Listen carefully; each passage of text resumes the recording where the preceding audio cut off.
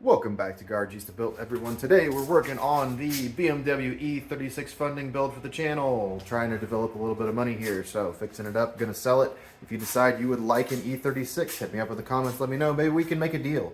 So if you caught the last episode, we fixed the window motor. E36s are notorious for having the window motors go bad. They've got these lovely frameless windows on the two-door models, and they break. The window will go down, but then it doesn't like to go back up because the gear's stripped out and it'll just sit there and spin. Well, in the process of doing that, we managed to chew up our window tint here and here. So what we're going to do today is show you the right way to get that stuff off without just having to scrape at it for days with a razor blade. All right, so here now we've got our tactical tools of the trade today for that we're going to take on this little adventure with us. First and foremost, razor blades. But you say, oh, you lied. You said you weren't going to need razor blades. Sorry, you're still going to have to use them a little bit. This is just to make it to where you're not scraping the living crap out of everything. I promise this won't be as bad as anything you've ever done before. Next thing you're going to need, this is a white Scotch Brite pad. You can get these at just about any auto parts store. You're going to have to ask for them. They're not usually going to keep them out on the shop floor. You can order them on Amazon. I got a package of like 50 of these. I use them all the time for all kinds of different stuff. These are great. These will not scratch your glass. Now, I can't say anything about anything else, but I use them to clean all sorts of stuff, and they do not scratch glass. These are great for cleaning up your windows prior to applying the new window tint and getting all the old stuff off. Next thing, you're going to need to tactically acquire your wife's garment steamer. If she doesn't have one, get on Amazon or eBay or something like that. I know you can find these relatively cheap. They're really not that bad. This is the wonder tool. This is what helps get the glue nice and loose. Now, you can use a regular heat gun instead, but the steam prevents you from being able to burn the tint and melt all the shit on there. So this is really, really nice to have. Last thing, you're going to need glass cleaner. Now, what you need, this is the stuff that they don't want you to use whenever you're actually going to clean tinted windows. This is the stuff that has ammonia in it. This will cut the adhesive that's inside that stuff. You need this for doing your final cleanups. All right, so one other little trick that I kind of forgot about that's really going to help you with these indexing windows. Down here on your door jamb, you have a little tiny switch in the back of here. That's what actually controls that indexing function of your window when it goes up and down. So what you do, get you a tool of some sort. You can use cardboard, plastic, whatever you got. I like these because they work really well. You stick it in there, and it makes your window roll up that last little bit. So I'm not going to show me pulling the tool out, but that's the tool out. Push the tool in, the window comes up all the way. Now just remember to take this back out before you slam your door on whatever you have in there and then break something. All right, so your first step is to go ahead and open everything up, gain access to the door. You don't necessarily have to have the door panel off when you do this. I just like to have it off because you can reach a lot further down in behind the glass so you can get to everything that you're trying to get to. All right, now the next thing you're going to do, you're going to need to have a box filled with old intercooler piping. If you don't have a box of old intercooler piping, you're clearly not going to be able to make this work. Figure it out. Just find something that you can set your steamer on where you can just kind of leave it there for a while. That's all we're really going for here. Next, grab your steamer, grab an extension cord. Apply Angry Pixies to the steamer. And we turn it on. We have a green light. Once this thing fires up, we're just going to let it sit.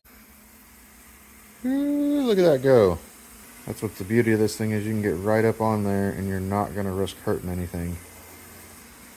Now once you've had this on there and steaming for a second, what you should be able to do is take it with a fingernail, give her a little peely peel. Look at that. Starting to come right off. Now what you do, you come back behind it, hit it with steam on the glass behind it. Now you don't have to worry about that sucker sticking back down again. If you notice, hard to see through the steam, but there is not a drop of glue staying on that window with the steamer. If you just grab this and hold the steamer up on it and put just a little bit of tension on it, it's gonna pull when it's ready. You don't really have to like time it or anything.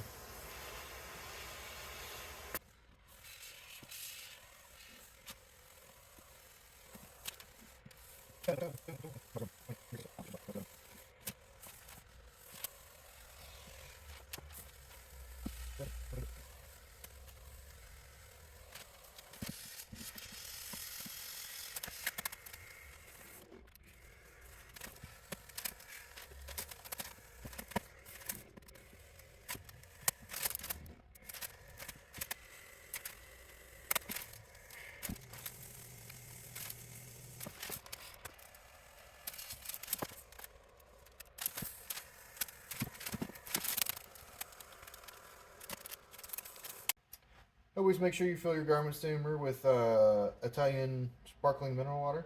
Works best.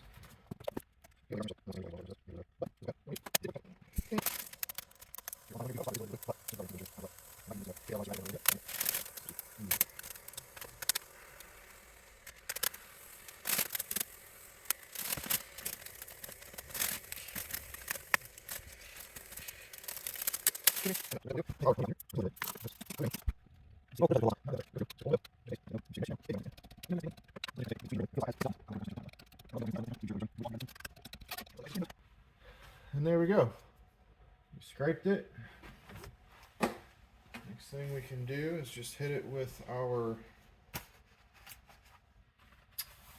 Scotch Brite pad. The other thing that I like to do with these is just take and cut a little chunk out. You really don't need to abuse the whole thing. And that way you can get several cleanings or several tints out of the same piece. You just take your little size, about like that. Hose it with some window cleaner. And just scrub the daylights out of it.